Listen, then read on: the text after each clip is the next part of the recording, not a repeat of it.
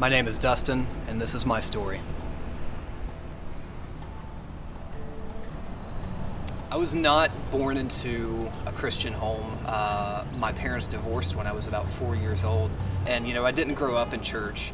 But my dad became a believer when I was about 11 years old, and so from that point on, I was always kind of exposed to church, but never really dove in, never really grasped anything. I was there because I had to be there. And I felt like, all of the questions that I had about the bigger things in life, what my purpose is and who God is, I felt like none of those questions ever really got answered. And so that led to some resentment, that led to some bitterness, early in my teen years. And then slowly over time, as I started getting involved in music and played in local bands and everything like that, I was in the punk scene and the metal scene, which had a pretty big influence on me.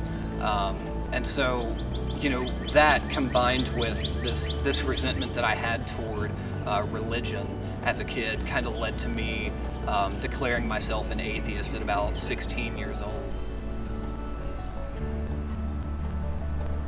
Around the time I was about 16, started using drugs, mostly pills and painkillers, and developed an addiction to that. Most people that I knew were doing drugs to make themselves feel good. I did it because I had some pretty serious self-destructive tendencies, and I just wanted to destroy myself. I wanted to destroy the people around me as well. I wanted them to be as miserable as I was, and so that carried on a lot through my late teen years, late high school. But then in the spring of my freshman year of college, one of the guys I had been in a band with, he had recently become a Christian, and I reestablished contact with him just kind of like on a whim. And we ended up going to a death metal show in Columbus. And on the way up to that show, I just kind of like casually asked him, how did you, of all people, become a Christian? And so from that point, this just kind of opened up this conversation about what the gospel was really about and who Christ really was. And so all this information was new to me, and it was a lot to take in, especially for someone who had been declaring himself stone atheist for so long. And then, the next day, I gave my life to Christ. I remember I went back to Moorhead, I went back to my dorm room, and I was just thinking all this over. And, I didn't know how to pray. I had never prayed before in my life, really. But the best way that I knew how, I just said, God, change me. Take my life and change me. And that was really my first big encounter with the gospel, and that was what led to everything else. That was what changed everything.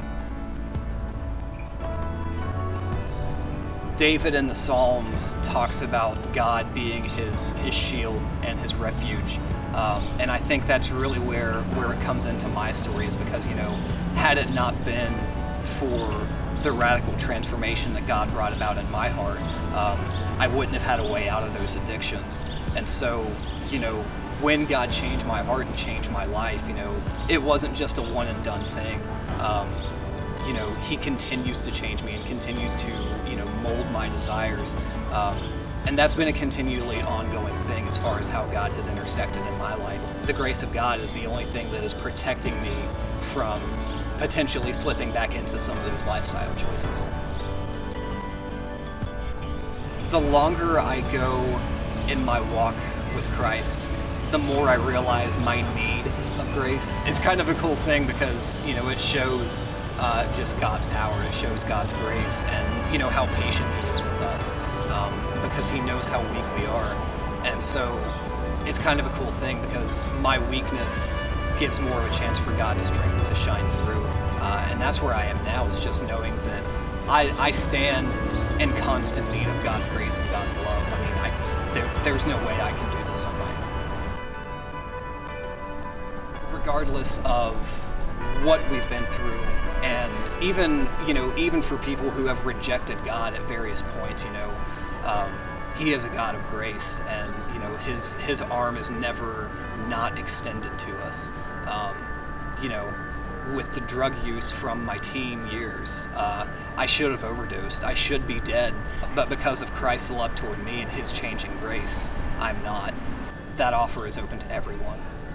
That's my story.